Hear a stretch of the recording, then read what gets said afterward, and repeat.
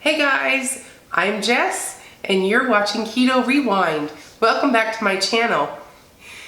Today's video is going to be my 10 best tips to get you started and get success on keto.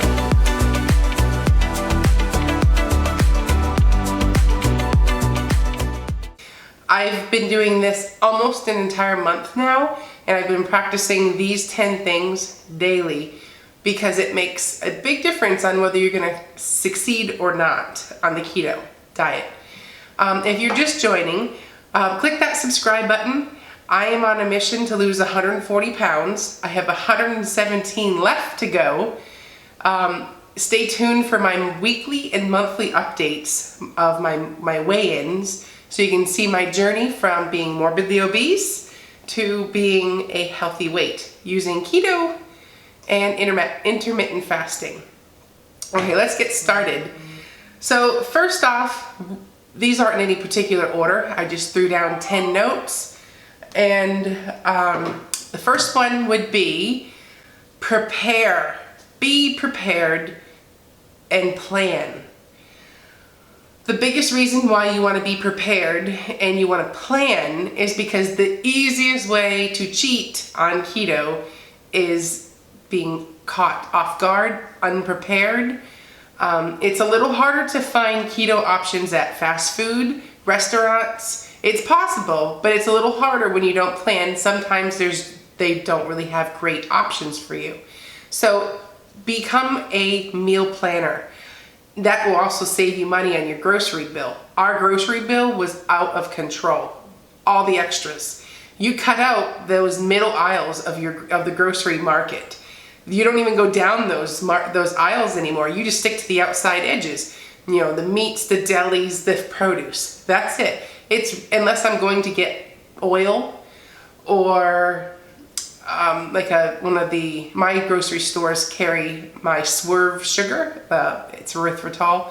But I mean, there's like very probably once every 2 weeks I may go down one of the middle aisles in the grocery store. I stick to the outside edges. That's that saying, eat close to the farm and away from the bakery. There's a lot of truth in that statement. It's really powerful, actually. So become a meal planner. Sit down once a week at least, write up all of your menu for the whole week. This way, if you or your spouse maybe takes turns cooking, everybody's on board with what's going to be on the menu. Then you stock your fridge and your pantry with the items to make those meal items. And then like adding a little like part 2, get snacks. You've got to have stuff to snack on because it's so easy, like I said, to go back to your old ways. It's so much easier to eat the mainstream diets out there that are just crap, and it's full of temptation. So have snacks available and you're at your fingers reach where you can go get them. Snacks like nuts. Like I like to snack on like pepperoni and deli meats, avocados, you know, stuff like that. So I'm gonna keep this kind of focused. So sorry about getting off on a tangent there, but just have a snack ready to go so that if you're having a movement, you have something to snack on. So which brings up part 2, or my second tip, patience. Oh my God, you've got to be patient. You've got to trust the process. It took me like 13 years to get 140 pounds overweight. I don't expect me to lose it overnight. It's going to take a while. And with keto, adding like another side note, with keto, you don't lose the same way you lose with traditional fat-free diets. You will lose a bunch and then you'll just coast. You might even go up one, but then you shoot down again. It's so unpredictable how your body loses weight. You lose a lot and then you don't lose much. So it's very, you know, you have to trust the process. So if you see the scale go up a pound, don't worry. It's part of the process. You're probably gonna do a swoosh and you know, you're coming up on a big drop. So stay the course, trust the process, be patient, look at it as a lifestyle change. If it takes you a year or two to do this, that's okay. It took you 13, or it took me 13 to get this big, So just stay the course, trust the process. Number 3, you need support. You have to have a support system, whether it be a spouse, a partner, a coworker, a friend, a workout buddy, somebody in the community, like my page. My Facebook group is a great community page full of support. Everybody's in the same boat. We're all trying to get better, change our life together, and it's raw and it's real. You need a community, you need a tribe, you need people that are gonna want to see you succeed. If you're around people that don't want to see you succeed, you've got to get rid of those people out of your life. You'll never make it if you don't get them out. And that's as far as to saying, like, somebody who you live with. If they're not on board with you wanting to change your life to be better, they are toxic, and you've got to run far away from that, because it's not worth it. You have to invest in yourself and know your self-worth. So you need friends, family, coworkers. You need a support system. It's people that will encourage you and pick you up when you've fallen. It's so important. So get support. Number 4, knowledge is power. Keto is relatively new. It's not let me say that differently. It's been around forever. It's how the caveman, we're back so long ago. But like the mainstream, knowledge of what keto is and how keto is done and all that is so, it's not really common. So you've got to learn. I follow a bunch of websites. I read a bunch of books. I'm a part of a bunch of other Facebook communities, other YouTube channels. The more knowledge that you have, the better you're going to be to not fall off the wagon. Because if you go somewhere and you need to make a quick keto decision, if you really don't know what's allowed, what's not allowed, what the whole process of losing weight with keto, you're probably going to gain weight, and then you will get discouraged and quit. So you've got to know what you're doing, and it's so important. You can't stop learning. So if you haven't already subscribed to this YouTube channel, I will try to give as many tips. As soon as I find something, I will tell my community here. But if you're not subscribing to me, there's a ton of other keto channels that are tried and true. So there's blogs, there's Facebook, all kinds of resources, websites like dietdoctor.com, so many places to read up on how to do this and do this smart and correct. Number 5, no excuses. Everybody has an excuse when they don't want to do something. I've had an excuse for 13 years now. I didn't have enough time. I was too busy. I was tired. I've had every excuse in the book. They're just excuses. If you want to do something, you will do it. Period. If you don't want to do something, you will find an excuse not to do it. No more excuses. I mean, what's the point? If you've got to own it. There's no excuse. There's 24 hours in a day. You can put aside an hour a day to either meal plan, to meal prep, to plan your week, and just everything. I have rearranged my schedule so that my kids are away, where I can get this done. They're at school. I had them doing preschool with mommy preschool, but instead now I've put them in a preschool so that I can get this done, because it was that important to me to lose this weight. I'm a better mom if I'm alive and I don't have any mom fog or brain fog, so no excuses. You can do it. You can rearrange your life to make this work. So number 6, be focused. That's one of the most powerful ones. You've got to have focus. Eat, breathe, sleep, live keto, literally. And if that's not constantly on your mind, you know, I can't eat this. Like, I literally constantly have keto, losing weight on my mind 24/7. Right now, I am doing this. Nothing is going to get in my way, so I would have trouble losing this weight. I will get this 140 pounds off me, period. I am so focused, and that really drives my success right now. I am finding stuff about me in the past month that I didn't even know I had. You know, I am so focused with my vision on where I want to be. I do not want to be morbidly obese anymore. So I live, eat, sleep, drink, live keto right now. And that's how it's going to be. It has to be that way. It can't be put on the back burner, because putting it on the back burner got me morbidly obese. I had 13 years to lose the weight. My oldest daughter is almost 4. I've had 4 years to get this baby weight off. Haven't yet. So, because why? I wasn't focused. I wasn't prepared. I didn't have the right support. And I didn't know anything about keto. I mean, this is relatively new to me. It's been around forever. It's been around since like cavemen. But personally, I didn't know about it till about a year ago. So, you know, but it's been around. I'm just saying, me personally, what's keto? I had no idea what it was a couple of years ago. So, this is herbal tea. You should try herbal tea. So, number 7, celebrate non-scale victories. I will insert a video right here. I have been joking with my husband that I can't wait to be able to open my refrigerator door, stand in between the refrigerator door and our kitchen island countertop. Right now I can open and close it, but it rubs my belly.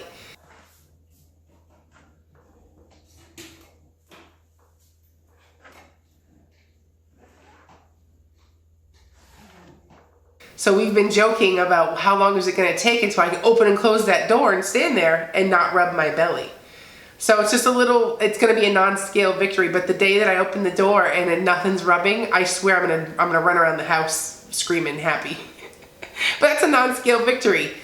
I put on clothes just, I guess it was like 2 days ago, of an outfit that I had on when I was 309 pounds, and I put the same exact outfit on 23 pounds lighter, and I was like, holy moly, what a difference. My shirt hung, I was consumed with my shirt. There was so much shirt there, and it was piss tight 23 pounds ago. So put on some clothes, see how things fit, take some measurements, you know, do some type of a workout that you didn't think you could do. I mean, just non-scale victories. They keep you excited about the progress when maybe the scale's not shooting down, or maybe you're at it's not a plateau, but it's just going slower than you'd like. Check out a non-scale victory, and it will totally help keep you motivated. Number 8, start loving yourself again. I don't know about you, but me personally, I haven't loved myself in 13 years at least. I never put myself first. I've always put myself in the back. I've always been critical of myself. I've always been pretty much my worst critic, my inner worst critic. You know, I can't do it. I can't do this. I can't do that because, you know, I'm afraid to do this. I've had all those blocks in my mind, and my self-esteem has been shit. My self-worth, everything is pretty much, I've got to rewrite that ship, because, you know, as much as my hair, I have curly hair. I was born with curly hair. There's nothing I can do. Even when I try to straighten it, if I even go near water, it curls again. So instead of hating my hair, I'm going to try loving my hair. This was what I was made with. Why do I hate it so much? I should love what I have. This is me. You know, so instead of constantly being critical of myself, my weight, my belly, my thighs, no. Love yourself again. Find something in you every day and say, I like that about me, or, you know, and that's what I'm trying. It's reverting from constantly being so critical of myself to being so positive. Change it into a positive. It's not the end of the world. Weight can be fixed. You're not stuck this way, So start loving yourself again. Let yourself have some grace. Number 9, deal with your emotions. This one is something that I have struggled with my whole life, being an emotional stress eater. When you take away food, my crutch, my shoulder to lean on, my 15 minutes of bliss, when you take that away, the feelings are still there. So what's the point in eating your emotions away? It's time to deal with them. Because either way, whether you eat something or not, whether you cheat or not, the emotion will still be there.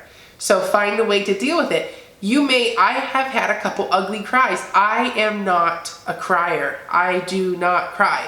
I am so hard that I just don't cry. I'm going to try and soften up a little bit. I'm going to let myself have an ugly cry if I need to have an ugly cry. It may be a 10-minute ugly cry, but maybe it'll feel so good. I'm going to try that. I recently started walking just to clear my head. I'm not killing myself. I'm not trying to go as fast as I can. I'm not pushing myself. I'm just going out for a walk. That's all that matters right now, is I'm moving. Don't bottle everything up inside. Like, I am someone who takes it and I bottle it all up and I store it somewhere and I pretend everything's okay. Well, you know what? Sometimes it's just not okay. And it's okay that it's not okay. So be honest with yourself. If you're not okay, it's okay.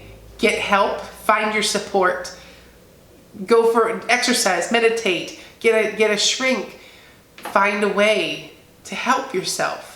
Have those emotions, deal with those emotions, take your time dealing with those emotions. You don't have to snap out of it, You can have emotions. We have them for a reason. So it's not like it's something unnatural.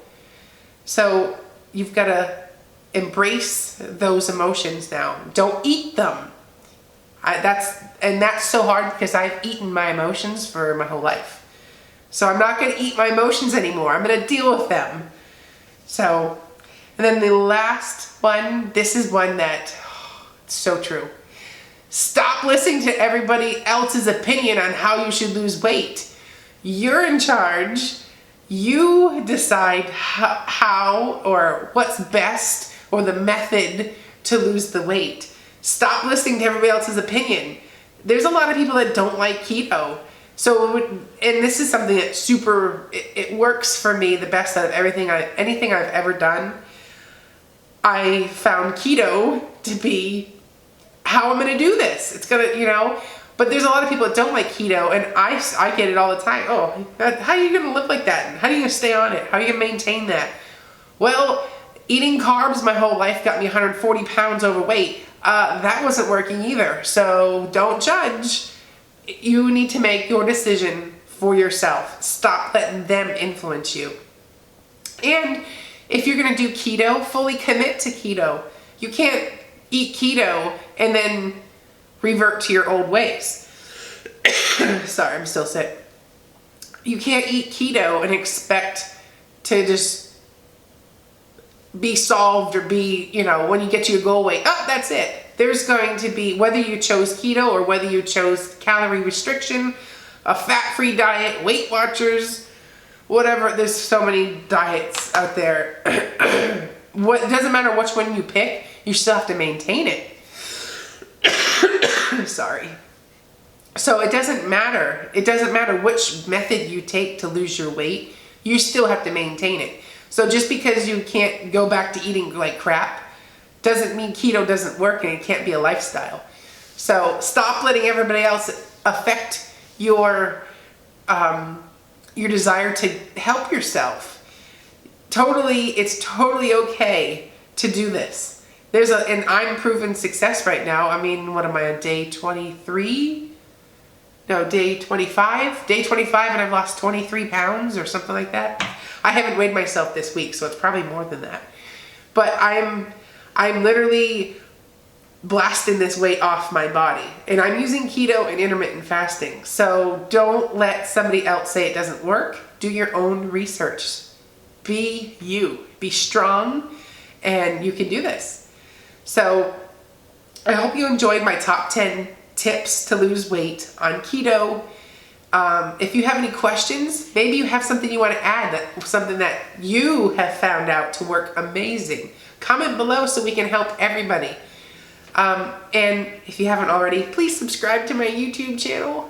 Please, please, please. Like I said, I have 117 more pounds left to lose. I'm not going anywhere. I'm going to be making 4 or so videos a week for the next who knows how long. So there's going to be plenty of content. You're going to want to stick around. So I hope you enjoyed this video. Give me 2 thumbs up. And I will see you probably at my next weigh-in, which is Monday. Today's Friday, so like I got 2 or 3 more days until. And by the way, I'm at 23 pounds loss, so I have 3 more days. I could hit like 26 pounds for my month 1. Sorry, I'm all nasally because I'm still sick. But I could hit like 26 pounds for my first month, so we'll see. Stay tuned. You don't want to miss it. Bye. Have a good weekend. This is Jess, and you're watching Keto Rewind.